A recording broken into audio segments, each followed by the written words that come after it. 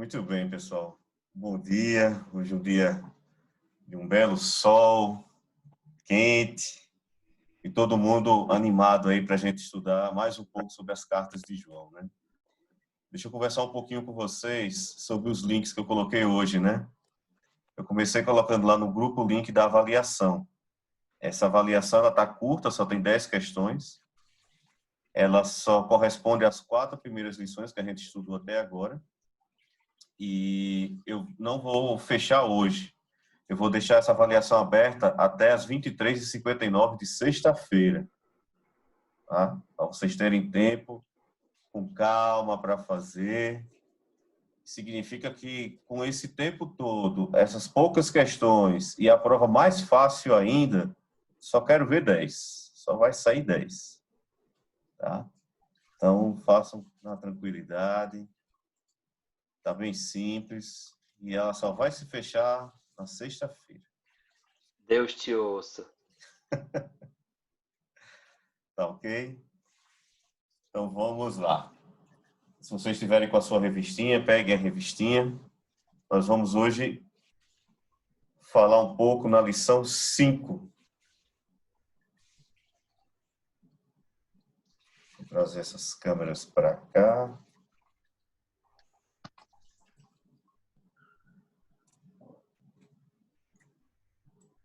Pronto. Lição 5, como brilha a verdadeira luz. Esse estudo ele corresponde ainda dentro do capítulo 2 de 1 João, tá? E a gente vai pegar do versículo 7 ao versículo 14. Então, já deixem a Bíblia aberta em 1 João 2, a gente vai pegar do versículo 7 ao 14, e na revista é a nossa lição 5. Mas antes de começar, Virá, você pode orar aí para a gente iniciar? Deus, muito obrigado, Senhor, por essa oportunidade que o Senhor nos dá de aprendermos mais, ó Deus, da Tua Palavra. Obrigado, ó Deus, porque o sangue do Teu Filho Jesus nos une e nos dá, ó Pai, condições pelo Teu Espírito de compreender a Tua Palavra. Que o Senhor nos abençoe nesse estudo, que Ele possa, Senhor Deus, encontrar morada nos nossos corações, que possamos, ó Pai, avançar na direção do Senhor. Em nome de Jesus, amém. Amém. Vamos lá. Primeira coisa que começa aqui é os 2 primeiros versículos, o versículo 7 e o versículo 8. Olha só o que é que diz o versículo 7. Irmãos, não vos escrevo um mandamento novo, mas um mandamento antigo, que desde o princípio tivestes. Esse mandamento antigo é a palavra que desde o princípio ouvistes. Esse é o versículo 7. Está toda a altura. Tá? Sim. Agora vamos para o versículo 8. Outra vez vos escrevo um mandamento novo, que é verdadeiro nele e em vós. Porque vão passando as trevas e já a verdadeira luz ilumina. Alguém, por favor, peça uma ajuda a João para decidir se esse mandamento é antigo ou se esse mandamento é novo. O que está acontecendo aqui? Gente, esse mandamento ele é antigo ou é novo? Porque tem hora que ele fala que ele começa dizendo que é antigo, depois ele começa dizendo que é novo. O que está acontecendo aqui, né? E aqui eu destaquei as partes com que ele está tratando sobre isso. Onde ele fala, justamente onde ele diz aqui que traga um mandamento antigo, e no versículo 8 ele diz que traz um mandamento novo. Caramba, João, se decide, esse mandamento é antigo ou esse mandamento é novo? Mas antes disso, que mandamento é esse? O que é que ele está trazendo? Que é antigo e agora é novo. Mas ainda antes... Oi? De amar. É para responder ou não? Se ela quiser responder, pode responder. Depois eu respondo, então. Tá bom. Mas antes ainda disso, né, a gente já viu que os 2 primeiros versículos já tem um problema. Ele é antigo e é novo. Mas antes disso, que mandamento é esse? E antes, mais ainda disso, eu boto a seguinte questão. que é esse princípio? Por incrível que pareça, o princípio que ele colocou no finalzinho do versículo 7 é que faz o elo entre o versículo 7 e o versículo 8. Que princípio é esse? Que desde o princípio ouvistes. Aí eu coloquei essas duas perguntas. O que é esse princípio? E o que é que ouvimos desde esse princípio? Agora eu abro para vocês para a gente discutir um pouco. Vamos primeiro tentar tratar essa primeira pergunta. O que é esse princípio? Paulão, seja bem-vindo, Paulão. Está tudo na paz?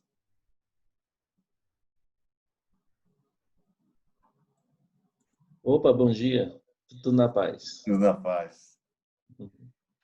E aí, gente, o que é esse princípio?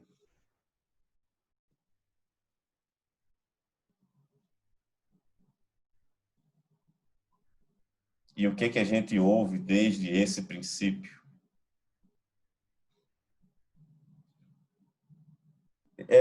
João, ele já dá meio que uma dica, tá? Ele está dizendo que está escrevendo. Por enquanto, ele está tratando como um mandamento novo. Depois ele, na verdade, diz que é antigo, aí depois ele vai dizer que é novo. Mas o que é esse princípio? De amar uns aos outros? Aí é o mandamento que você está tentando responder. Ah, O que seria o princípio que ele está falando? Jesus? Seria Jesus.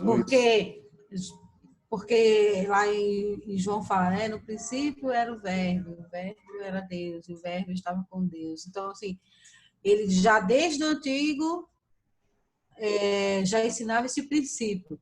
E o novo mandamento também é o princípio. Então, seria Jesus? Olha só, essa dúvida se seria Jesus, porque ele já tratou, né, que no versículo 1, né, no princípio era o verbo estava com Deus, né, no início era o verbo. Esse princípio aqui não é o mesmo, com a mesma intenção do princípio do versículo 1. Vou dar uma dica fácil. Deixa eu pegar aqui, Luciano. Você lembra o dia que você aceitou a Cristo?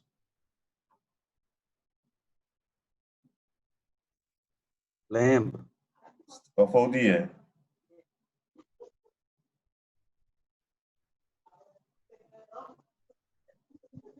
Foi no ano de 2003, uma quinta-feira à noite. 2003. A data que Isso. já faz um tempinho, aí já fugiu da mente, né? Em Isso. 2003.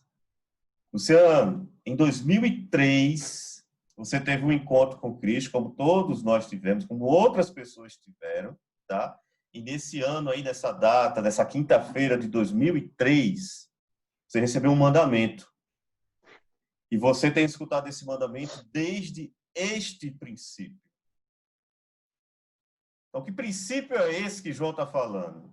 É o princípio a partir do momento que eles aprenderam sobre Cristo. A partir do momento que eles receberam o mandamento de Cristo. Então, ele fala, olha, eu vou conversar com vocês sobre um mandamento. E no comecinho ele diz que desde o princípio tivesse, desde o primeiro contato que vocês tiveram com Cristo, desde o princípio. Não pode ser antes, porque antes não tínhamos comunhão com Deus. Não tínhamos o conhecimento do Cristo, que salva, que liberta. A gente não tinha esse conhecimento. Mas a partir do momento em que a gente teve esse conhecimento, esse passou o nosso princípio. Desde aquele dia, a gente começa a ouvir sobre essa palavra.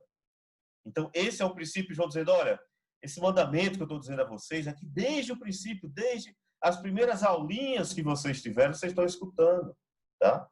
E por enquanto ele trata como novo, esse mandamento antigo, essa coisa que vocês estão ouvindo desde aquela época da conversão de vocês.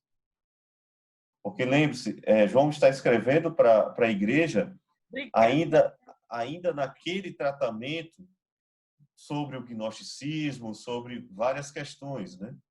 Então, é um mandamento antigo, quando a gente trata que é desde a nossa conversão.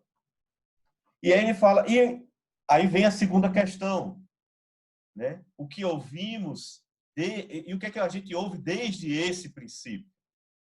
Aí, nesse caso, Paulão, você pode ler para a gente João 13, 34? João 13, 34. Espera aí que eu vou abrir a Bíblia aqui.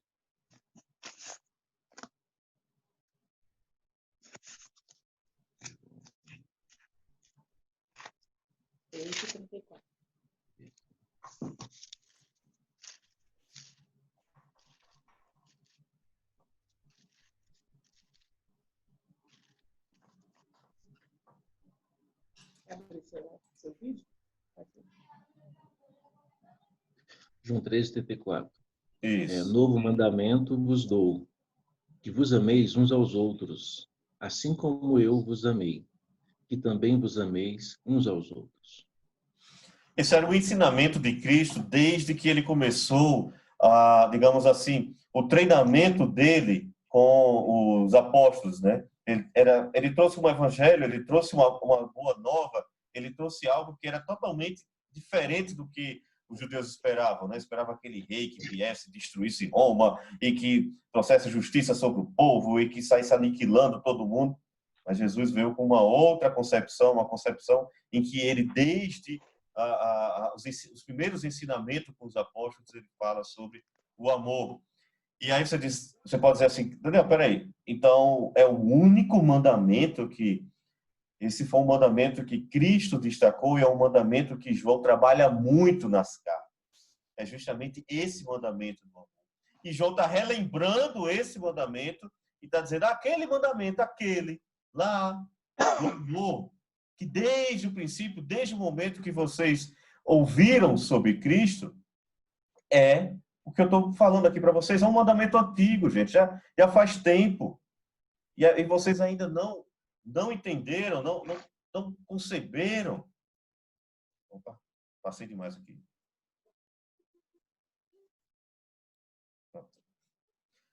E desde aquele tempo que vocês não estão ouvindo,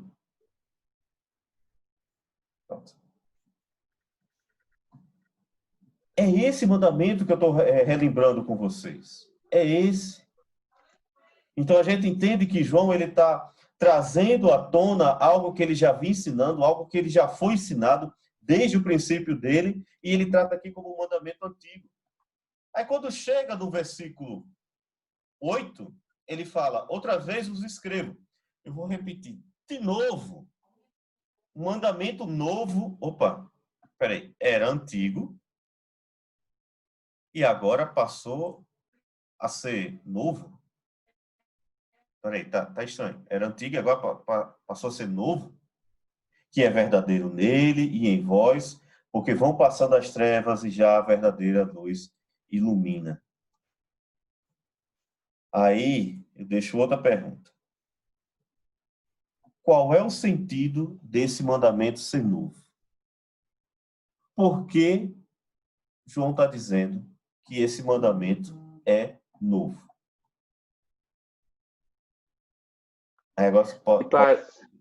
Me parece que não é esse novo aí no sentido de ser temporal, assim, é novo no sentido de esse daqui é a novidade, mas acho, fica parecendo que é um tipo, uma forma, uma maneira nova, e não se referindo a esse novo ou antigo em relação a tempo.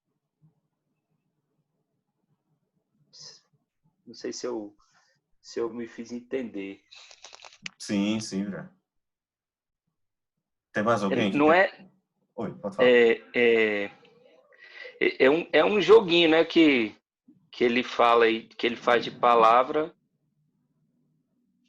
que ele faz de palavra, mas é um jogo que faz todo sentido, né? Que não é esse mandamento que é o amor, ele não é novo, né? Porque desde o princípio, a palavra diz, desde o princípio nos amaste, né?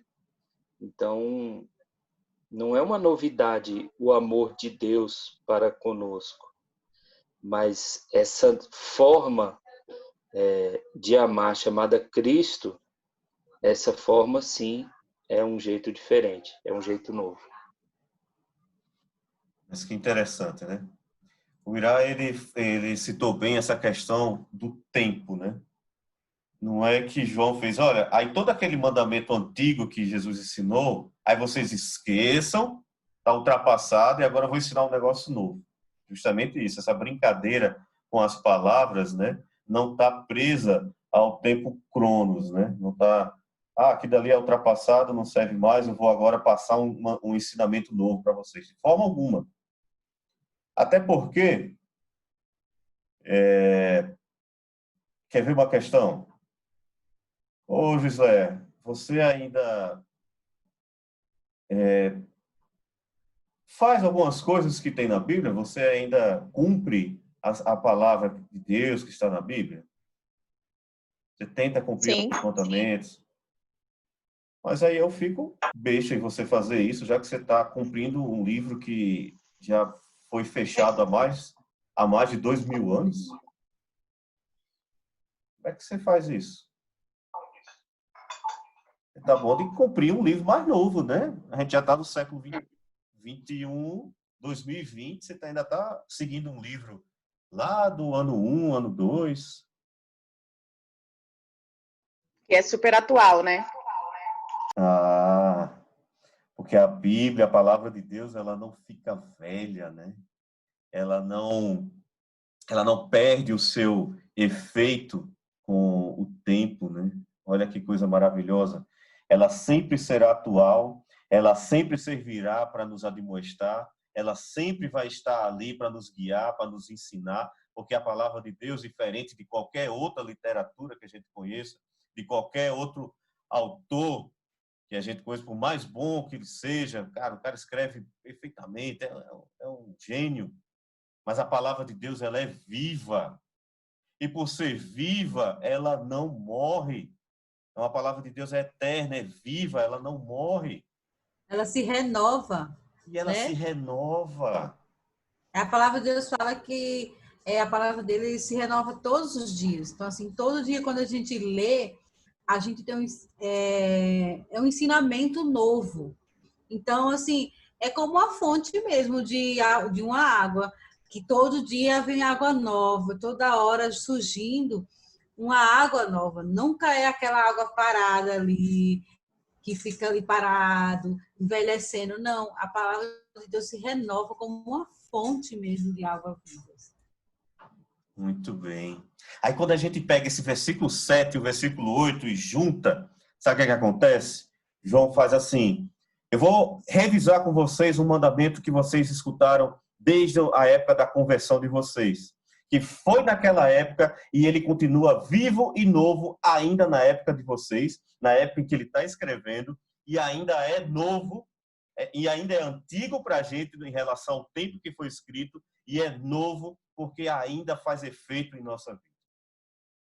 Não há nenhuma palavra, não há nenhum escrito, não há nada que consiga ter essa força, esse poder sobrenatural sobre a vida das pessoas do que a Bíblia. Não tem. Não há como alguma literatura ser ao mesmo tempo em que foi escrito antigo e servir para nossas vidas hoje. John Hus, ele basicamente...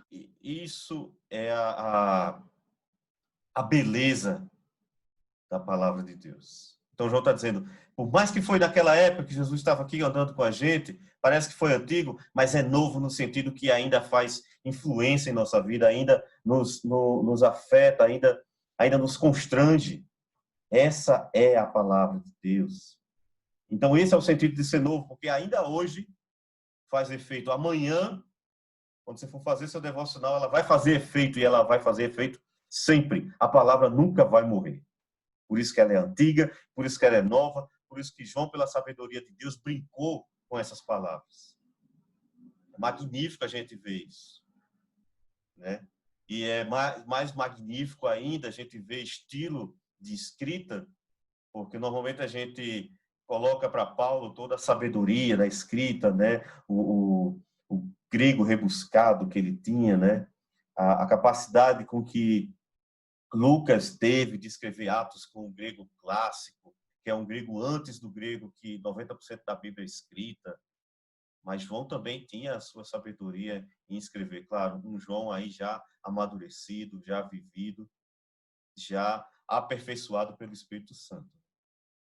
Então, essa é a maravilha da análise desses 2 primeiros versículos. Mas vamos lá. Esses mandamentos, que é o mandamento de Cristo, né? A gente viu que eles é o mesmo. Esse antigo, esse novo, é o mesmo mandamento. Por mais que eles estejam separados cronologicamente, um foi escrito há muito tempo, mas esse escrito há muito tempo ainda serve para hoje, mas isso não importa. Importa que ele continua vivo. Importa que é o mesmo. Não podemos tratar como um escrito antigo ou como um mandamento antigo. E a revista ela trouxe uma coisa interessante. E aí, quem tiver com a revista, eu vou pedir que abra na seção 1, que tem a luz brilha na obediência à lei de Deus, só para a gente ver uma coisa. Lembrando que as revistas estão lá na igreja, tá? Então, como a igreja abriu, né, no modelo presencial, um domingo que você for, já aproveita e pega lá, tá? Ainda tem muita revista.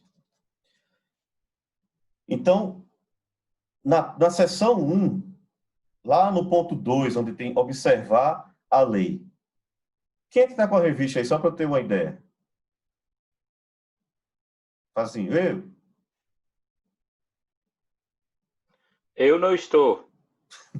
Então, eu acho que ninguém está, né? Ninguém falou eu? Então tá. Eu vou ler para vocês aqui, porque aí seria para acompanhar. Eu vou ler só um trecho que eu achei muito interessante sobre essa questão do equilíbrio, tá? Porque, assim, existe um mandamento em que Cristo nos passa por meio da sua palavra e a gente tem que ter um equilíbrio desse mandamento em nossa vida. Nós não podemos viver da forma como nós queremos. Eu tenho um livre-arbítrio, meu amigo. Eu vivo do jeito que eu quero. Ou viver uma vida sob um legalismo imenso.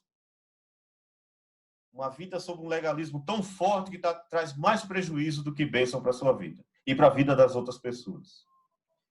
E aí existe um comentário na revista que eu achei muito interessante. Ele fala assim, ele usa um comentário do Chaplin. Diz o Dr. Chaplin, em sua obra O Novo Testamento Interpretado. O novo mandamento é a lei do amor, conforme foi moldado por Cristo. Em João 13, 34 e 35, lemos, Novo mandamento vos dou, que vos ameis uns aos outros, assim como vos amei, que também vos ameis uns aos outros. Nisso conhecerão que sois meus discípulos, se tiverdes amor uns aos outros. A recíproca é verdadeira. Como disse alguém, não podemos amar sem obedecer e não podemos obedecer sem amar. O amor é consequência da luz que há em nós. Isso me lembra muito a aula passada que a gente falou. Nós vivemos de uma determinada forma, não porque somos bonzinhos, mas porque nós alimentamos a luz de Cristo que há em nós, o Espírito Santo. É Ele que, quanto mais a gente alimenta essa luz do Espírito Santo em nós, menos a gente se distancia da luz, ou seja, mais eu fico longe do pecado, mais eu fico longe da inclinação a pecar. Não estamos debaixo de um jugo legalista, mas debaixo da lei do amor, ou seja, a lei de Cristo. Embora esse princípio já tivesse na antiga lei, isso era legislação mosaica. Essa parte eu achei interessante porque quem não entende, quem não tem a luz de Cristo diz, cara, eu vou seguir uma Bíblia que parece mais um livro de regra e esse negócio é muito chato. Eu não quero viver minha vida sobre um livro de regra. Não pode fazer isso, não pode fazer aquilo. Porque isso se interpreta como um pesar. é um pesar na minha vida seguir, eu não acho legal. Porque não há uma compreensão do que é a verdadeira palavra de Deus, em que quem compreende está na luz, que é Cristo, entende que nós seguimos os mandamentos, nós seguimos as ordenanças de Deus sem pesar. Não é uma lei com pesar, mas é uma coisa, como ele colocou aqui, é uma lei do amor. Nós fazemos por amor a Deus, com alegria. Acordamos, ligamos o computador, abrimos o Zoom por amor a Deus. Eu tenho plena convicção que cada um abriu, acessou ou vai assistir depois, porque não pôde agora, é por amor a Deus, não é por amor a Daniel, não. Porque vive debaixo da ordenança de Deus por amor. Não é um jugo pesado, chato, constrangedor. De forma alguma. Então a gente tem que ter a sabedoria e pedir a sabedoria a Deus para viver, saber viver nesse equilíbrio. Nem 0%, né? É uma vida, eu quero viver do jeito que eu quero, nem 500%. É um legalismo tão forte que faz mal para ele e para as outras pessoas. Tem que viver uma vida por amor. Tá? Porque por o legalismo, várias outras religiões ou seitas vivem fazendo as pessoas realizarem coisas à força, porque elas têm que fazer para realizar um certo objetivo, alcançar um certo objetivo. Não vivemos assim, tá? Igreja, não vivemos assim. Vivemos por amor a Deus. Obedecemos a palavra por amor a Deus. Então, por mais que eu tenha perguntado, Fislé, você obedece um livro que foi fechado há mais de 2000 anos. Como é que você faz isso na sua vida? Aí, Gisele, quando alguém perguntar, você faz, eu faço por amor a Deus. Muito bem. Voltamos e agora vamos continuar. O próximo ponto. Então, a gente fecha essa questão da análise do versículo 7 e 8, tá? E agora a gente entra na análise do versículo 9 ao versículo 11. Esse 9 ao 11 é interessante. Vou fazer o seguinte. Peguem suas Bíblias.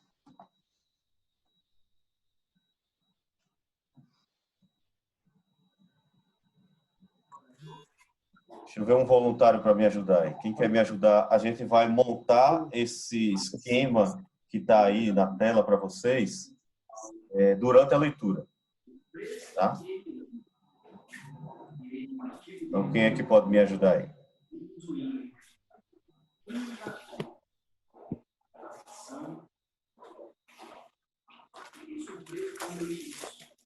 Bíblia na mão aqui. Você pode ajudar, Irá? Manda ver.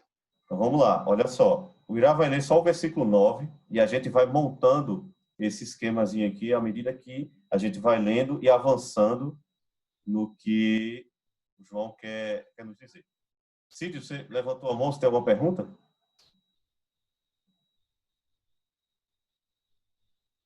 Eu posso lhe ajudar no que você quiser. Então tá, eu vou dividir entre você e o Irá, tá? O Irá vai começar com o 9 e 10 e depois você fecha com o 11, beleza?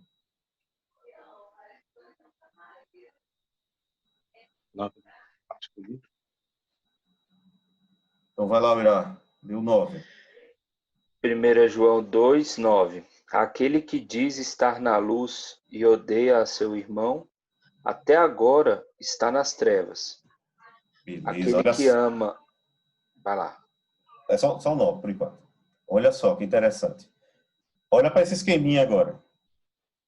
Então tá dizendo... Quem ama seu irmão... Pode falar? Não. Peraí, Cid, aguenta um pouquinho. Ok. Olha só. Ele diz assim, aquele que diz que está na luz. Aí tem um bonequinho aqui todo iluminado, né? Se você confirma e reafirma e diz, eu estou na luz, porque eu compreendi, é como se você estivesse conversando com o João e dissesse, João, Eu estou entendendo o que você me falou até agora, desde o capítulo 1. E acredito que, mediante tudo isso, eu estou na luz. Eu tenho essa concepção. Aí João fala, beleza. Se você está dizendo que você está na luz, e a luz a gente sabe que é Deus, não é a sua própria força ou a sua própria sabedoria, mas Deus. Se você está dizendo isso, mas odeia a seu irmão, e aí esse ódio ao irmão pode ser visto de diferentes formas, fofocas, maledicências, realizar atos que realmente prejudiquem o irmão e vários outros que vocês podem pensar aí. Até agora você está em trevas. Aí a gente vem para o terceiro bonequinho aqui, que por enquanto não está muito claro o porquê que esse cara está com essas vendas e uma cobra aí nos olhos. Mas o que a gente consegue entender nesse esquema é, se eu estou dizendo que estou na luz e odeio meu irmão, isso me leva a uma situação meio estranha aqui que esse cara está representando. Cid, agora lê o versículo 10.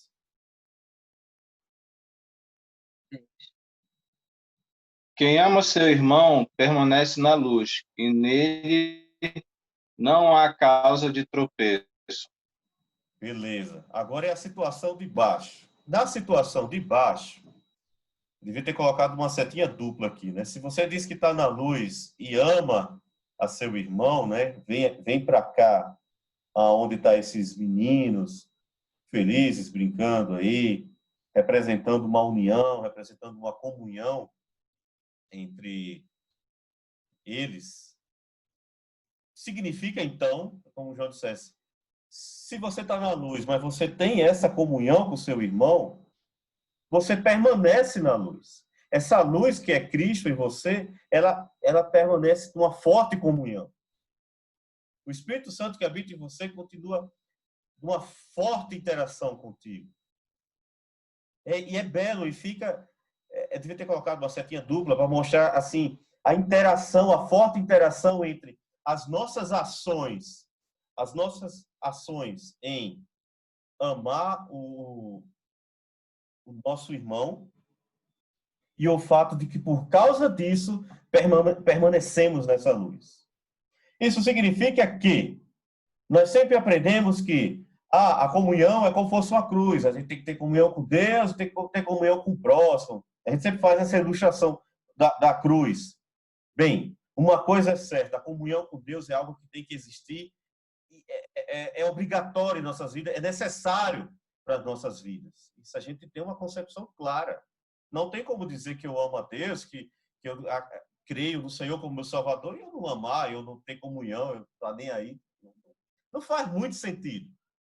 Porém, o que acontece hoje eu só quero ter comunhão com Deus. O meu irmão, ele se exploda lá para lá, porque eu não estou querendo muito papo, não. Eu já tenho muito problema na minha vida, e cada um na sua vida, certo? Cada um na sua casa, tem que ter distanciamento social, e se vira aí, tá? Eu vou seguir com a minha vida. Parece forte, mas nós aplicamos esse tipo de coisa de diferentes formas com o nosso irmão. O que João mostra é a importância que há em demonstrar essa luz que é Cristo em nós na ação de amar o nosso irmão. Existem várias formas na Bíblia de demonstrar a luz de Cristo que há em nós para as outras pessoas. Mas aqui João fez questão de destacar a questão do amar a nosso irmão. E tem essa importância. Rolão, pode falar. É muito interessante essa passagem aqui. Eu fiquei pensando que, de repente, a gente pode entender como o fruto de uma pessoa convertida. Eu não sei se você vai concordar, mas olha só. O versículo diz assim: aquele que ama seu irmão permanece na luz. Ou seja, aquele que permanece na luz seria o quê? Uma pessoa convertida, né? Aquele que aceitou Jesus. Porque aquele que aceita Jesus vai permanecer na luz automaticamente, né? Se você recebeu Jesus, então você vai estar na luz. Ou seja, aí você automaticamente vai amar o seu irmão. Mas se você não gera esse fruto do amor ao seu próximo, né, ao seu irmão, então será que a gente pode entender que realmente essa pessoa ainda não se converteu? Porque aquele que se converte está na luz e automaticamente vai amar seu irmão. O que é que você acha? É interessante, né? Essa questão a gente sempre tenta de alguma forma medir se nós estamos salvos ou não. Parece que faz um certo sentido quando a gente diz que se eu não consigo amar meu irmão, então automaticamente é porque eu nunca me converti, né? Há um certo sentido, mas a gente tem que ter um certo cuidado para não cairmos no erro do que a gente acabou de ver do legalismo, né? E gerar uma via de regra. Se eu nunca amar meu irmão, então automaticamente eu não sou salvo. É uma regra muito forte para aplicar, é um julgamento e um legalismo muito forte a ser aplicado nas pessoas, né? A gente pode ter uma concepção que parece que a pessoa nunca aceitou a Cristo, ou nunca se converteu, porque ela não demonstra um amor às outras pessoas. Mas não cabe a nós, e a gente, né, Paulo, assim, a gente não pode se preocupar com isso. É para a gente não criar julgamentos nas pessoas e nem o nosso próprio julgamento. Nossa, eu noto que eu tenho certa raiva de algumas pessoas, então acho que eu não estou salvo. Isso gera um transtorno na nossa mente, né? Então a gente tem que ter um certo cuidado. Eu prefiro deixar a cargo de Deus saber quem está ou não, mas uma coisa é certa, algo é conclusivo. Quem alimenta essa luz de Cristo em você, na pessoa, não tem para onde. É como é o fechamento aqui do versículo 10. Não tem tropeço. E esse aqui, e nele não há nenhum tropeço, não significa que você nunca vai pecar. Significa que a luz ela vai cada vez mais ser aperfeiçoada em nós. Cada vez mais vai ter comunhão. Cada vez mais vai ter menos problemáticas, mais afastamento do pecado. Porque 100% a gente não consegue, só um dia quando tiver o corpo glorificado. Né? Hein, Daniel? Oi, pode falar, Gabriel. Parece assim que a gente está lendo assim aquele que diz está na luz e odeia seu irmão, né, ou aborrece seu irmão, está nas trevas. Fica parecendo que é um aborrecimento pontual, né? Eu fui ali e me aborreci com você. Sim. E não é nesse sentido. Esse sentido de aborrece o seu irmão, odeia o seu irmão, é no sentido de levar uma vida, é um estilo de vida de odiar, um estilo de vida que é constante, que é perene, que aí sim realmente demonstra que você não nasceu de novo, como disse o Paulão. Não significa pontos, momentos, eu me estressei ali, exagerei, e, puxa vida, até pequei ali contra o meu irmão, acabei me aborrecendo naquele momento, naquele dia, um pontual. Isso aí, com certeza, não demonstra que nós não nascemos de novo, demonstra que nós somos humanos, que a gente falha. Mas eu acho que esse sentido que João está escrevendo aqui, de odiar, de aborrecer o irmão, a gente pode dizer sim, que a pessoa não nasceu de novo, se esse estilo é perene, é constante. Porque aí essa constância demonstra a característica não da nova vida, mas da antiga vida. Então, assim, se é um estilo de vida, o ódio, como era, por exemplo, os falsos mestres, dizia que vinha de Deus, mas na verdade odiava todo mundo, não tinha amor nenhum. Então, eu acredito que seja mais ou menos por esse caminho aí. Perfeito, Ira. É um estilo de vida mesmo. A gente não pode julgar a ponto de briguinhas vai ter, né? Chateações. E se não fosse por isso, o próprio Cristo não recomendaria pedir perdão ao próximo, né? Se você vai lá, pede perdão, porque vai acontecer. Não tem para onde, mas realmente é um estilo de vida. Eu desejo sempre odiar o meu irmão, ou meus irmãos, ou mais uma pessoa. É um estilo de vida mesmo. Então, é estranho, né? Você dizer que a pessoa tem Cristo nela e ela decide ter um estilo de vida de ódio, de aborrecimento das outras pessoas. E tem até uma pergunta no questionário, mais ou menos essa aí, mais ou menos esse estilo aí.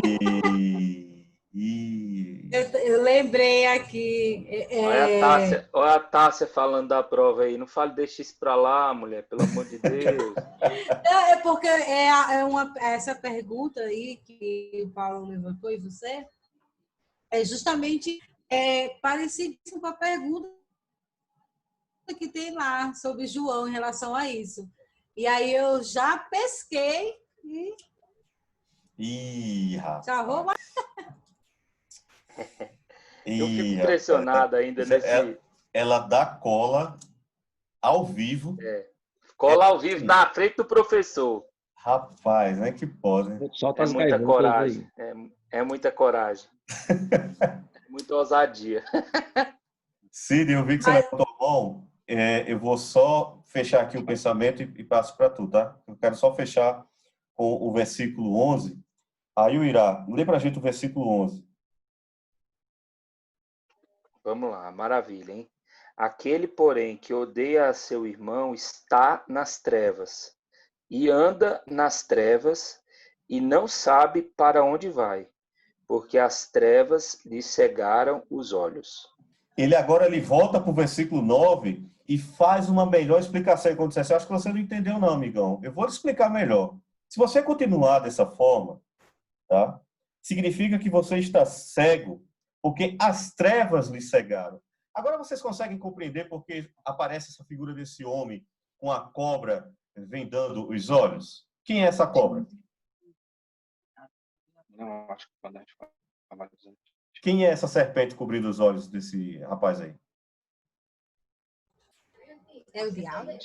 Trevas. É o cão, né? É o pata rachada, né? São as trevas. É justamente o príncipe desse mundo, né? Das potestades, das trevas. É ele que cega. É ele que te faz se afastar da luz. É ele que te faz se afastar da luz e andar em trevas, andar cego. Nossa, olha só que situação. O quão importante é... Espírito Biblioteca, aquela musiquinha. O importante é que os irmãos vivam em união. Eu sou horrível para cantar. Não tenho melodia, né?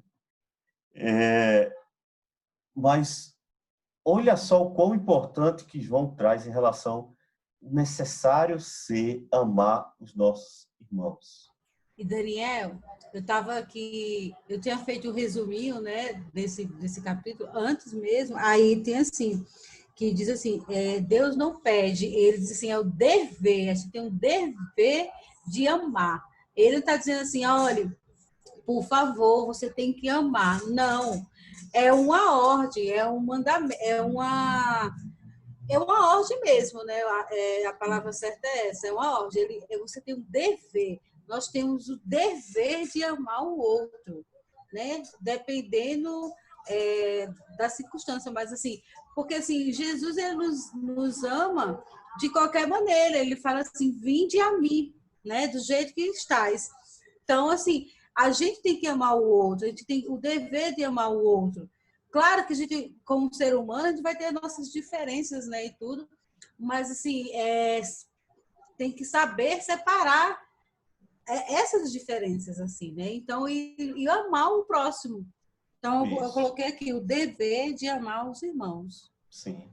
Cid, agora é a sua vez. Tô vendo a Lene aqui. Ô, Lene. Isso. Oi, saudade de vocês todos, viu? Graça e paz, meus irmãos. Em relação ao odiar e ao divergir, né, foi o que eu acho que o Irá falou há pouco, que eu lembrei de uma passagem de Paulo em relação a Pedro, né, e também das duas irmãs em Cristo, que agora não me lembro, não me recordo os nomes, mas que eram irmãos em Cristo, salvos pela graça de Cristo, mas que divergiam em muitas coisas. E não chegava a esse ponto de odiar, mas eles não podiam estar juntos porque se desentendiam doutrinariamente ou de alguma forma em alguns aspectos, eles não não havia harmonia nesse entendimento, mas quando ele falou assim, olha, eu não sou de Cefas, você não é de Cefas, você não é de Pedro, né, de Paulo, você não é de Pedro, nós somos na graça de Cristo, salvos por ele. Então, eu acredito que quando a gente fala em odiar, às vezes a gente confunde um pouco esse tipo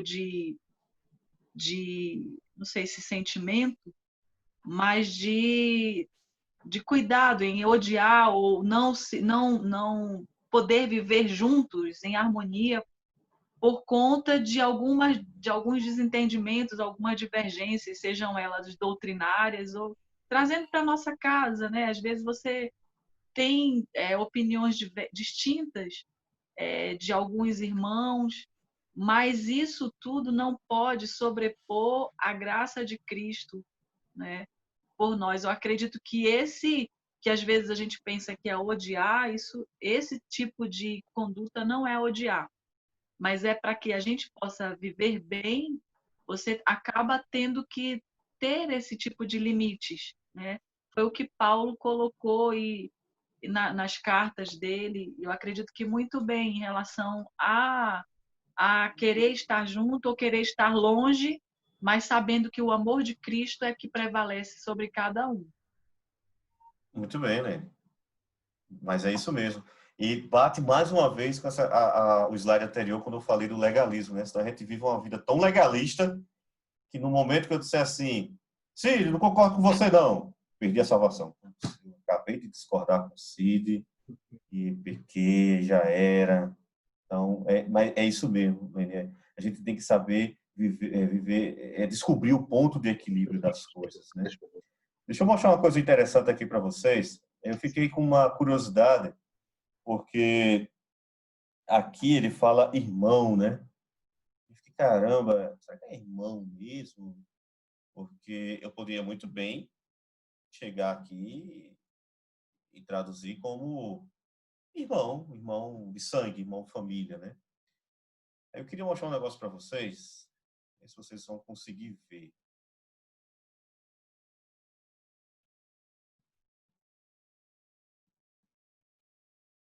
Vocês estão conseguindo ver?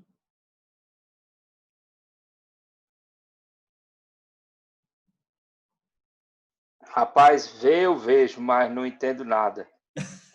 Então é como se não visse. Esse aqui é o texto em grego de 1 João. Está aqui, ó, 1 João 2,9, já está destacado, 1 João 2,10. Está muito claro isso, né? É até interessante trazer isso, fica de curiosidade para vocês, né? Só na EBD... Na prova, Daniel? Não vai cair na prova, não. Só na EBD da PIBAC, os alunos estudam direto do grego. É muito chique, viu? Tá vendo só? Só na PIBAC. Mas, Paulo, não vai cair não, mas você me deu uma boa ideia, né? Poderia, não. Pois bem, A Lene colocou até o óculos, tadinha da Lene. Não, mas eu não quero que vocês leiam esse texto e nem entendam, não. O objetivo não é esse, não. O objetivo era a gente tentar, no meio dessas palavras todas, né, encontrar onde é que ele está falando que é irmão. E aí eu tive essa curiosidade, ele está falando que é irmão mesmo, e qual o sentido de irmão? Aí quando a gente pega, vem aqui,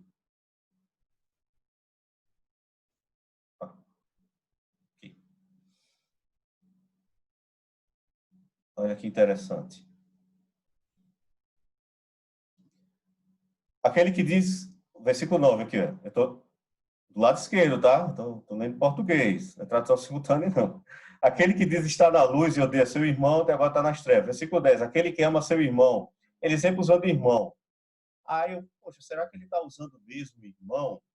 Quando eu vejo aqui no grego, agora vocês vão aprender pelo menos, uma palavra em grego que é irmão.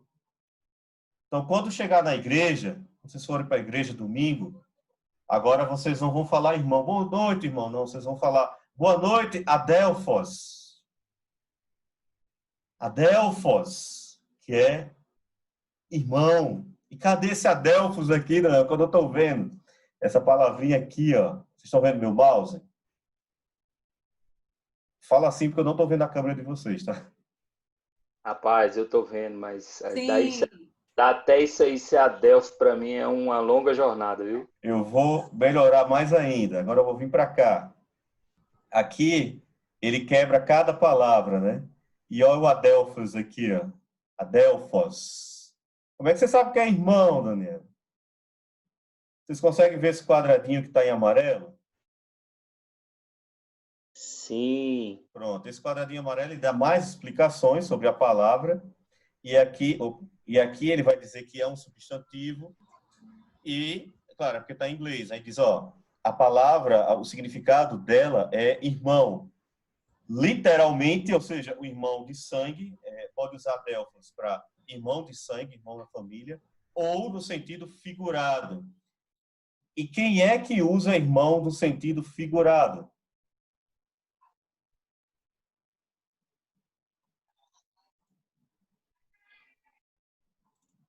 João. A gente. No sentido figurado, que não é irmão de sangue, né? Meu irmão João também está usando aí, né? João está usando a mesma coisa que a gente faz. Meu irmão Paulo, quanto tempo? É o mesmo sentido. Ele pode ser usado. Roberto. O irmão Roberto. É o sentido figurado, né? Porque é irmão, mas não é filho da mesma mãe, do mesmo pai, não, né? Justamente. É filho do mesmo Cristo. É o irmão sobrenatural, né? E então significa que é aquele a quem você considera como teu irmão mesmo, tá? Se você fala, viu, Lene? Se você chega assim, a Lene chega e diz, eu considero a Tássia como minha irmã, a irmã Tássia. Muito bem, Lene, você agora gera para você um dever de amar a Tássia. Se a Tássia diz, eu considero, poxa, o irmão Irá, agora você gera sobre você um dever de amar o Irá. Todos a quem você considera literalmente ou... Eu já amo o irmão Irá. Figuramente. Oh, glória. Figuradamente. Figuradamente. Olha só que beleza, né? Não é à toa que ele utilizou essa palavra e é nesse sentido mesmo que a gente tem que amar e cuidar do nosso como é o nome? Adelphos. Adelphos. Ó, já estou falando grego já, rapaz. Pronto. Agora fiquei chique, viu? Quem perdeu essa aula aqui, rapaz, desse Adelphos aí, se cair esse Adelphos na prova, o caba erra. Vai pensar que é um peão ali trabalhando na obra. Seu Adelfo. Seu Adelfo, né? André, Daniel, coloca essa questão que eu já sei dela. Essa você sabe a resposta, né? É muito chique, ó. Só na EBD da PIBAC a gente estuda lá no grego, ó. Vocês estão chique demais.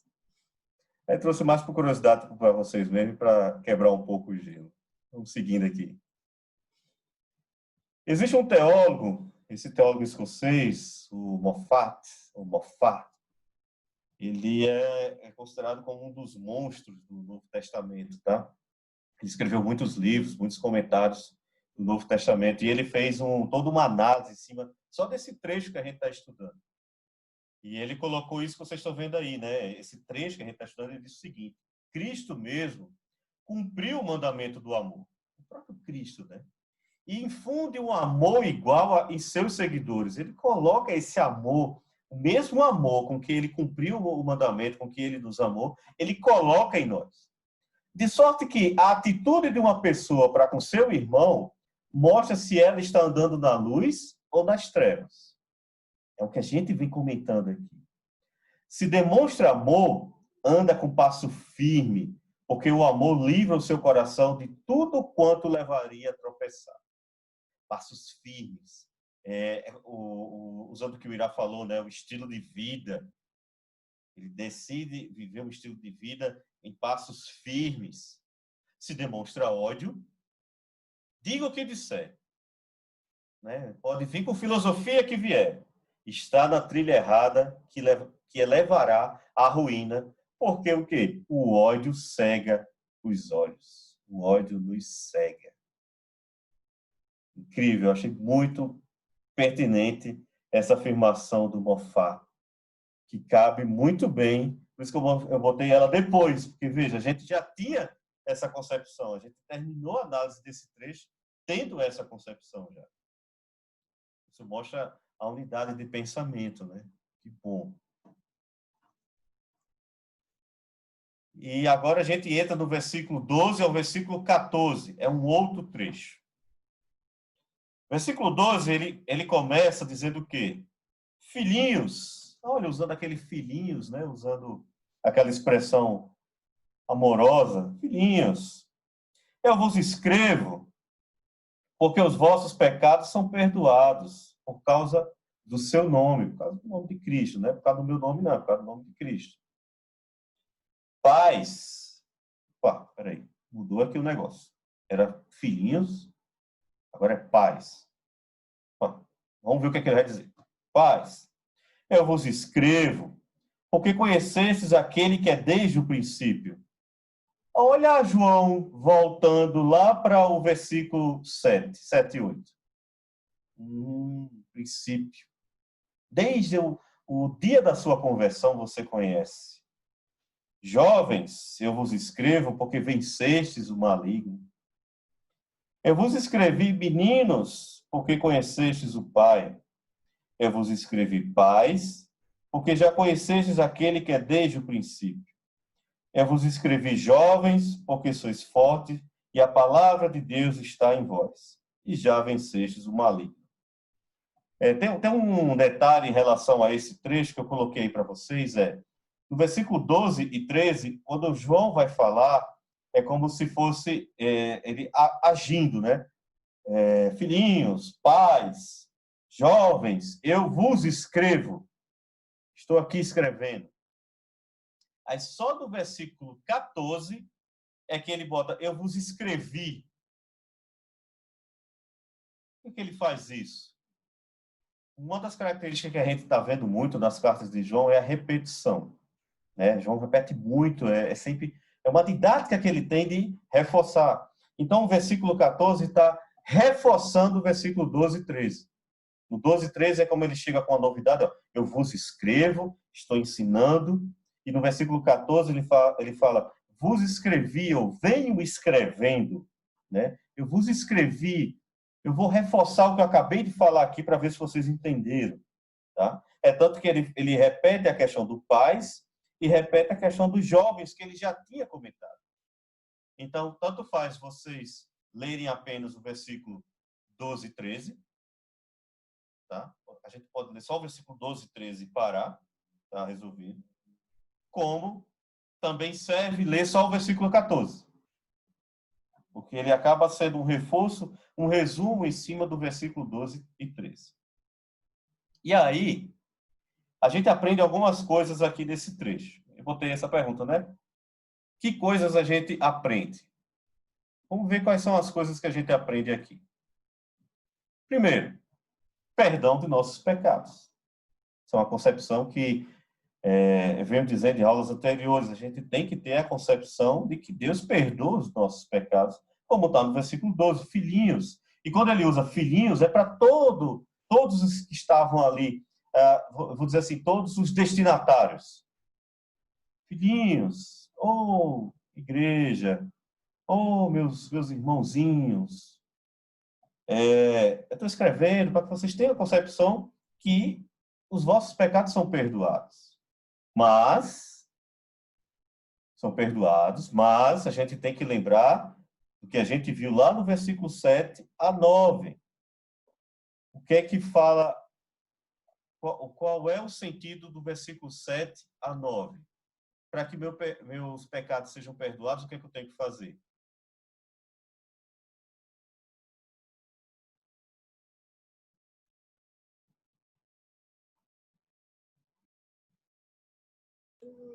Confessar? Confessar os pecados. Filhinhos, vossos pecados são perdoados. Mas vocês precisam, lembram, quando eu comecei lá a carta, vocês precisam confessar esses pecados. Que ele é fiel e justo e vai perdoar. Nós temos que pedir perdão. Uma outra coisa que a gente aprende nesse trecho é conhecimento de Deus. Conhecimento dessa palavra viva. Paz, eu vos escrevo porque conhecestes. Conheceis a Deus, vocês conhecem. Não há sentido de dizer que vocês vivem na luz e não ter conhecimento. Se vocês vivem na luz que é Cristo, vocês conhecem o Deus vivo. O Deus dessa palavra viva. Outra coisa que a gente aprende, que eu coloquei aí, ó, a vitória sobre Satanás. Não, Daniel, mas espera aí. Ele está dizendo que é só os jovens. É só os jovens que vencem Satanás. Está aqui, ó. Eu vos escrevi, cadê? Eu vos escrevi jovens, porque jovens eu vos escrevo porque vencestes o maligno. É só os jovens. Depois que passa dos 30, ninguém mais vence o diabo. É nesse sentido?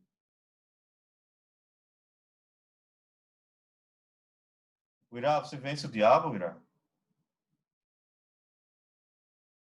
Rapaz, é o esforço de todo dia, mas é Cristo que vence, né? Ah, é Cristo. Nem os Cristo que jovens, vence por mim. nem os jovens vencem o diabo. Nós não temos força. A luz que vive em nós, que é Cristo, que vence as forças e as ciladas do diabo. É Cristo que vence. E por que João está falando jovens, Daniel? Porque ele usou jovens. Segura isso aí. Segura um pouquinho. Vou seguindo e a gente vai tentar entender por que João usou jovens. Mas fato é, nós não vencemos o diabo. É Deus que vence. Tá? Se a luz que está em nós não tiver comunhão, não for exercitada, se Cristo que vive em nós não transparecer para as pessoas, você vai morrer de gritar para o diabo, para demônio, seja o que for. Não vai adiantar. Não é a sua força que derruba. É Deus. Fala, Paulão. Hein, Daniel, uma coisa que eu notei nessa parte dos jovens, né? Jovens, eu vos escrevo porque tendes vencido o maligno. Né? Você vê aqui, tendes vencido, dá uma ideia de algo que está acontecendo na hora, né? É uma coisa que está constante, ele está vivendo, né? Essa vitória.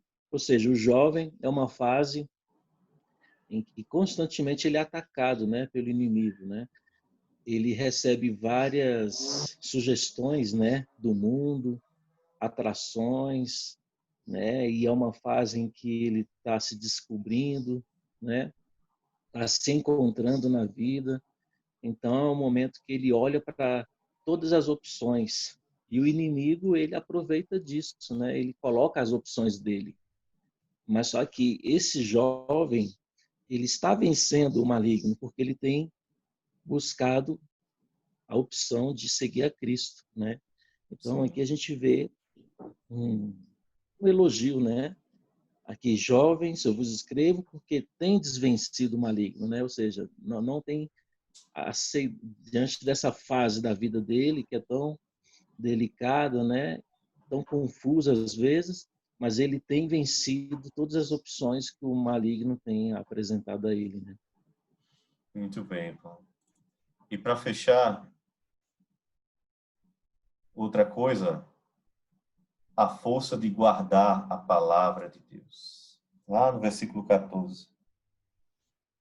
E no finalzinho, né? E mais uma vez para os jovens, né? Vos escrevi jovens porque sois fortes e a palavra de Deus está em vós. O que a gente aprende com esse trecho do capítulo 2, do versículo 12 ao 14, serve para todos nós. Os nossos pecados são perdoados. Nós temos o conhecimento de Deus. Nós temos a vitória sobre Satanás. E nós guardamos a palavra de Deus. Por quê? porque nós estamos na luz que é Cristo. João meio que sintetiza, faz vocês têm todo esse ganho por causa de uma coisa que eu falei lá no início da carta. Porque vocês estão na luz que é Cristo. E já vai fechar essa sessão de novo, tá? Menos de 1 minuto. Aí a gente vai voltar no mesmo link, tá? Deixa eu dar uma pausazinha aqui.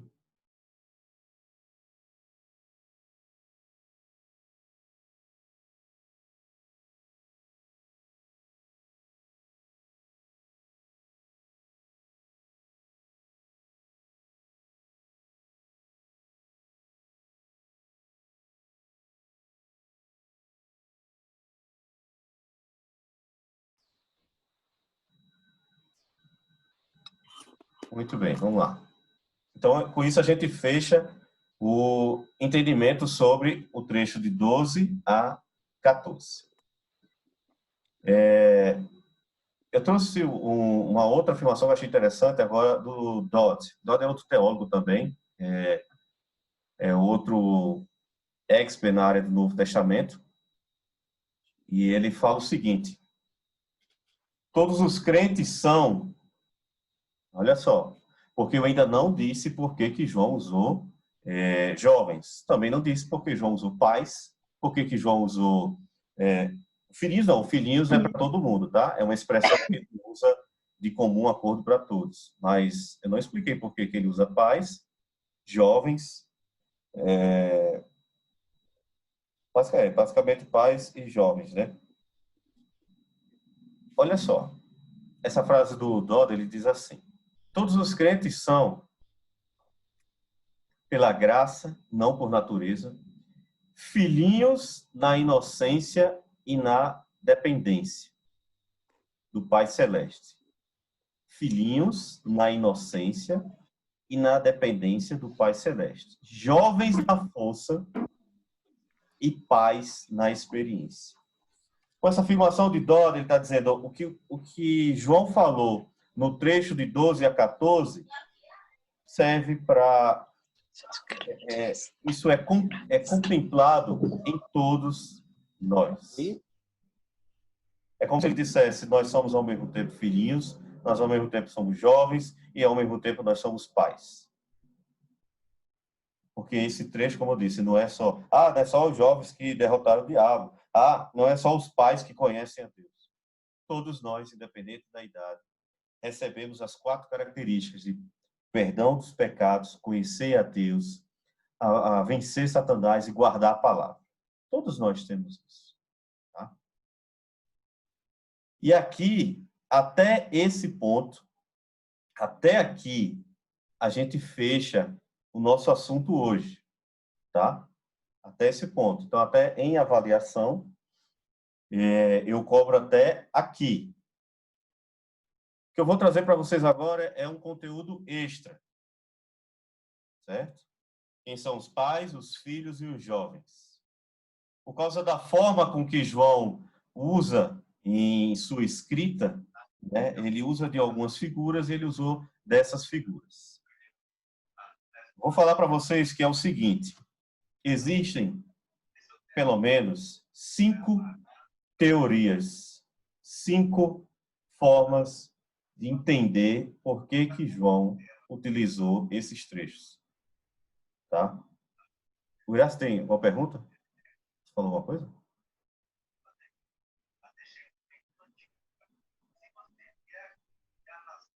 Não, né?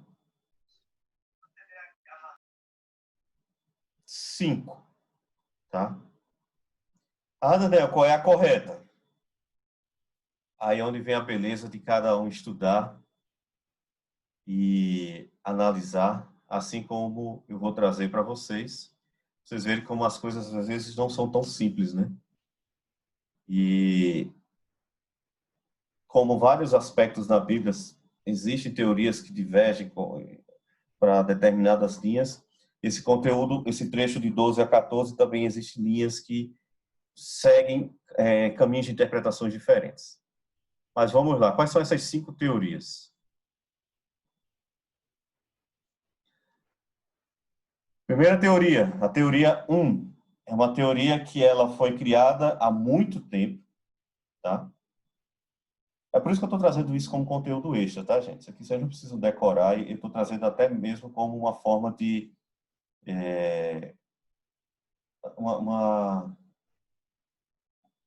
uma curiosidade para vocês, né? Bem extra mesmo. A teoria 1, que é uma teoria que foi criada há muito tempo, na época dos pais da igreja, tá? Defendida por Clement, Stott e Brown. O Stott é bem conhecido, é o John Stott. Diz o seguinte: o que João está falando aí, ele está dividido em 3 categorias. Os neófitos, que são os recém-convertidos, que são os filhinhos. Os confirmados, que são os recém-engajados, você já tem um certo tempo de vida cristã, que seriam os jovens. E os líderes da comunidade, que são os pais. Então, na teoria 1, diz que João quis dividir perfeitamente conforme o tempo cronológico de vida cristã das pessoas. Essas categorias de neófitos, confirmados e os líderes da comunidade. A teoria 2 diz o seguinte, a teoria defendida por Irineu, também lá da época dos pais da igreja. Não, João aqui, e essa é a teoria menos aceita, tá? Ele está dizendo que realmente dividiu, é criança, jovem e adulto. Então, só os jovens é que realmente vencem o maligno, só os pais, os adultos, é que conhecem a Deus. Então, ele vai literalmente no texto. E, como a gente viu aqui, e como muita gente bate, não dá para seguir bem por essa linha, né? Não é só os jovens que venceram o diabo, não é só os adultos que conhecem a Deus. Mas existe essa segunda teoria. Teoria 3. Na verdade, na teoria 3, João interpela toda a comunidade ao mesmo tempo. Ele está usando aquilo que a gente acabou de ver do Dodd. Ele diz que, na verdade, todos nós, todos os salvos, todos os que estão na luz, possuem características de criança, jovem e adulto. E essa teoria ela foi muito defendida por Agostinho, né? E onde em uma das suas literaturas, ele diz o seguinte: todos os cristãos são crianças, porque nasceram de novo pelo batismo. São pais porque acreditam que é desde o princípio, como tem a concepção que Deus desde o princípio, então, também tem essas características de pais. E todos são jovens, porque são fortes e lutam em Cristo contra o maligno. Essa teoria 3, que é uma das teorias mais aceitas, é onde diz, João usou das figuras aqui, mas, na verdade, todos nós representamos características da criança, jovem e adulto. Teoria 4. Na verdade, João interpolou uma frase que Jesus usou na última ceia. Ele reaproveitou algo que Jesus falou na última ceia e está usando aqui, como o caso de João 13:33. O próprio Cristo falando, eu vou ler a partir do versículo 31 para a gente entender o contexto. Quando ele saiu, Jesus disse: agora é glorificado o Filho do Homem e Deus é glorificado nele. Se Deus é glorificado nele, Deus glorificará o Filho em si mesmo e o glorificará imediatamente. Filhinhos, ainda por um pouco estou convosco. Vós me buscareis, e o que disser aos judeus, eu o digo a vós também agora. Para onde eu vou, vós não podeis ir. Jesus também utilizou a palavra filhinhos. E nessa teoria é dito que João reaproveitou a mesma fala de Jesus e usou o termo filhinhos. Mas não explica bem por que ele usou jovens e pais. E a outra teoria, a teoria 5, diz: João se apresenta como o pai espiritual da igreja. É uma teoria definida por Calvino. Ele dividiu em categorias porque ele se vê como o pai espiritual da igreja e decidiu, assim, dividir em grupos a igreja e nomear cada um assim. Bem, o que temos então São 5 teorias para explicar o trecho de 12 a 14. A teoria mais aceita é a teoria de Agostinho, essa questão que nós somos ao mesmo tempo criança, jovem e adulto, nós temos as 3 características, certo? Mas existem essas outras, eu faço questão de mostrar para vocês também terem esse conhecimento e a partir daí fazerem os seus próprios estudos, suas próprias análises, tá? Por isso que eu coloquei isso aqui como um conteúdo extra, algo, uma curiosidade que eu trago para vocês. Claro, isso aqui envolve muita análise, de estudo, certo? Ah, Daniel, porque eu olho lá no grego. O grego é criança mesmo, é jovem mesmo e é pais mesmo. É o termo pai. Então, não tem muito o que ver no grego, não, tá?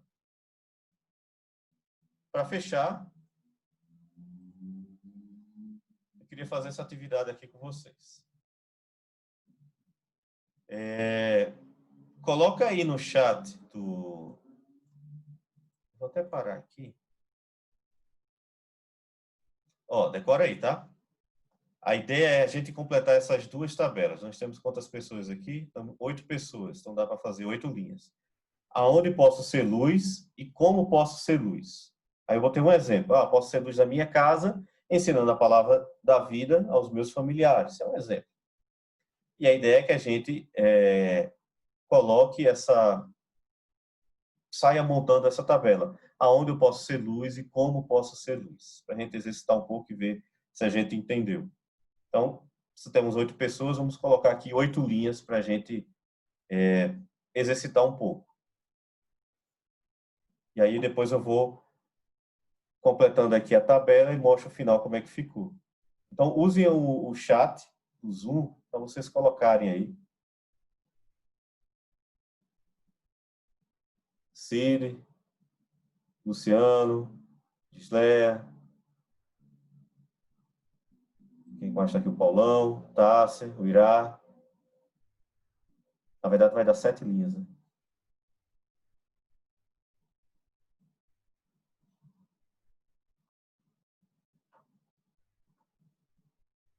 Se vocês tiverem dificuldade de colocar no chat, aí você me fala, Daniel, eu acho isso e isso. Aí eu boto aqui. Daniel, tenho dificuldade de colocar, de escrever aqui no Sem problema, chat. Lene. Fala para mim, então, que a gente resolve o problema agora. Onde posso ser luz? Eu posso dizer o que é? Sim? No meu local de trabalho. Então, no trabalho. Como? No trabalho. Como posso ser...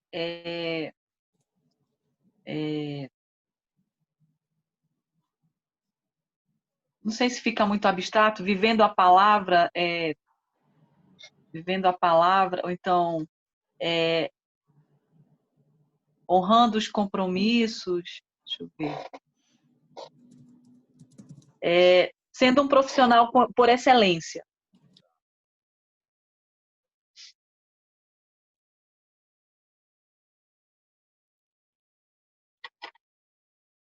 Exato. Não mentindo também. Não mentindo?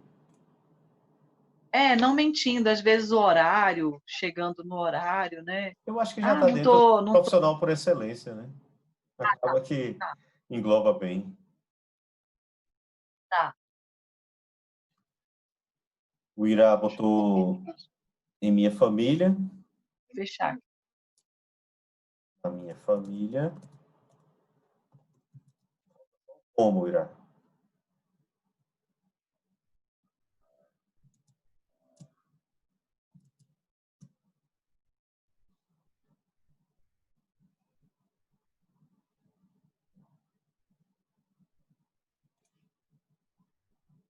Paulão, a pessoa aí? Vivendo o Cristo sempre independente das circunstâncias. Esse virá o danado.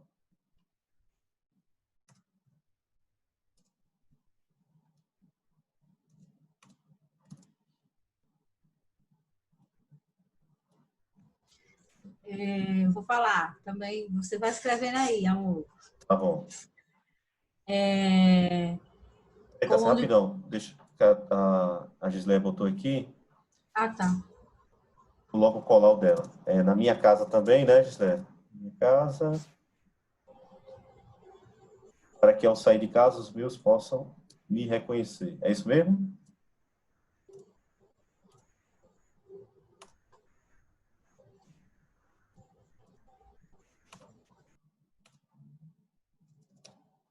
Fantástico, pode falar.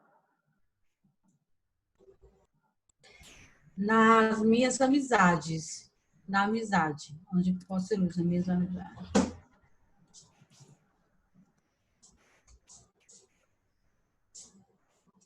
Sendo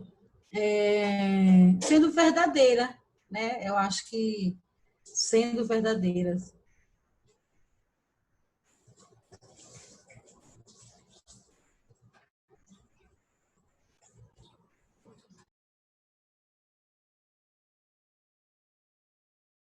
Ano. É você, cara. Eu vou falar também, Daniel. Ó, Coloca aí, onde posso ser luz? Na minha casa e no meu trabalho.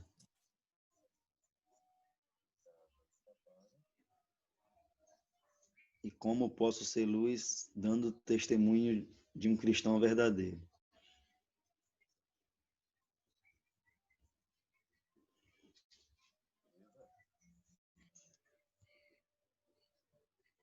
tá faltando?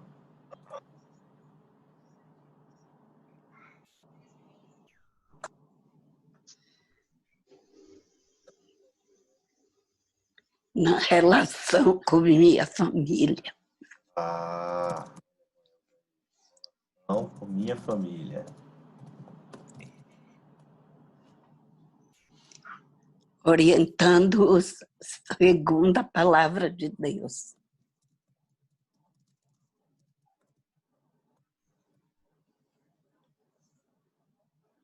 E só o Paulão agora?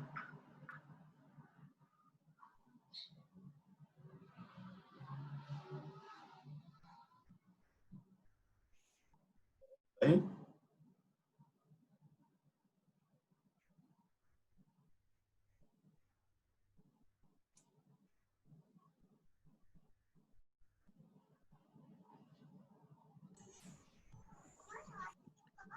Mandei aí, Daniel. Mandou no chat? Foi. Ih, Paulo, não apareceu aqui. Se você puder ler para mim, aí eu digito aqui. Tá. Eu coloquei no trânsito, No trânsito. Ah, que legal. Trânsito. onde demonstrar a luz, no trânsito. Aí, como demonstrar essa luz? Respeitando as leis do trânsito, né? Se alguém te dá uma fechada, você não xingar, né? Não ficar gesticulando, mas orar e perdoar. Rapaz, eu tô aqui imaginando na minha cabeça o Paulão xingando uma pessoa. Rapaz, isso não existe não. Isso não existe nunca. Eu Se acho a que pessoa da mais cortês que existe é o Paulão, rapaz. Mais educado, assim, que não se estressa. Essa serenidade, assim, é suave igual água de lago. o xingamento mais forte que sai é macacos me mordam, né? É daí para menos, viu? Tá ótimo. Olha só, onde é que a gente pode ser luz, né? Em casa, no trabalho, nas amizades. Ó, mas a Gisleia, ela tá relembrando aqui uns momentos que ela ficou um pouco apreensiva. Mas eu já peço perdão aqui para ela, no trânsito. No trânsito. De novo, Paulo, outro problema aqui que a gente vai ficar em rede nacional de novo. É porque o Paulão levou uma fechada e eu falei, amor, deixa ele passar. Mas em nenhum momento ele xingou, nada, mas ele só não quis dar passagem pro rapaz. Eu falei, amor, dá passagem pro rapaz. Foi isso, esse é o auge, viu, Irá? Ô, Paulo. Eu acho que isso aí é o máximo mesmo que ele pode fazer. Porque, rapaz, olha, igual o Paulão, eu quero ser igual o Paulão, entendeu? Puxa vida. Dá-me, Senhor, essa paciência, dá-me essa calma. Mas olha só, e a gente poderia fazer uma lista extensa aqui, né? Mas aqui é para a gente exercitar um pouco, acordar e fazer uma forma de interagir também com vocês, né? Pessoal, eu acho que nossa aula hoje foi bem aproveitada, eu acho que a gente compreendeu bem a riqueza só desse trechozinho aqui, né, de 1 João 2, desde o 7 até o 14, quanta coisa que a gente não viu, não aprendeu, né? A riqueza de detalhes por trás do texto, a forma de escrita, tudo envolve, tudo tem uma variável que envolve para a nossa vida, né? E esse exercício de ser luz, por que a gente está falando isso? É porque nós estamos num trecho, quando a gente divide, uma outra forma de divisão dos textos dessa carta, existe um bloco que é chamado o Vivendo na Luz. Isso não está na revista, são outras divisões teológicas, né? E aqui a gente faz o fechamento. Então, tudo isso que João fala e repete, sempre envolve essa questão de vivermos na luz, que é Deus. E eu não precisei ensinar para vocês, eu vou ensinar para vocês onde vocês têm que ser luz. Vocês sabem aonde tem que ser luz. Todos nós sabemos. E todos nós sabemos como ser luz. Só falta nós termos a sensibilidade de cada vez mais exercitar essa luz que é Cristo, que está em nós. Que a gente já sabe que está em nós. Agora é exercitar essa luz, que é Cristo. Tá? Então, graças a Deus por nossa aula de hoje. Eu agradeço muito a participação de vocês, tá? Luciano, Paulão, a Gisléia, o Irá, Noelza. Noelza, a senhora conseguiu acompanhar tranquilo, irmã? Cid, Lene, Tássia. No meio do caminho. Sim, meu irmão. Conseguiu, né, irmão? Graças a Deus. Consegui, graças a Deus. Estou feliz de estar participando. Me senti no templo, junto com os irmãos. Que coisa boa. Cid. E uma coisa interessante é que também, assim, no meio do caminho, outras pessoas entraram, mas já saíram. E acredito que também tenha sido bênção para elas essa aula de hoje. Tá? Eu vou deixar alguém voluntário para orar para finalizarmos essa aula. Quem se voluntaria?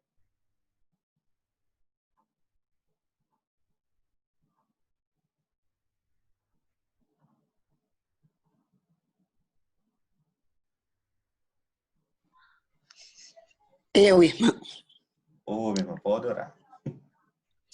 Santo Deus, Pai amado, estamos, Senhor, neste momento, reunidos, Senhor, pelo Teu nome, ó Deus, buscando a Tua palavra, buscando, ó Deus, a santificação sem a qual ninguém verá o Senhor. Ó Deus, em nome de Jesus, desvenda os nossos olhos espirituais, inclina nosso coração para Ti. Queremos Te amar, Senhor, cada vez mais. Ó Deus, nos dá a graça de vivermos o aprendizado que temos tido a cada dia, seja na leitura bíblica, seja na escola bíblica. Deus meu, nos abençoa a todos, abençoa a Tua igreja, Pai querido.